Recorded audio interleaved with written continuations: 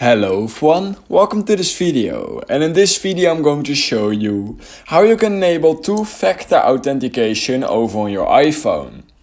So if you want to use two-factor authentication on your iPhone but you don't know how, then here's basically how you can enable it.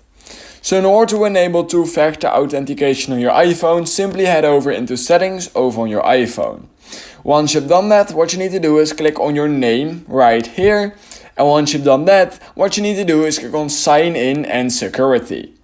Then, once you've done that, you will get to this page, and what you need to do is click on two-factor authentication right here.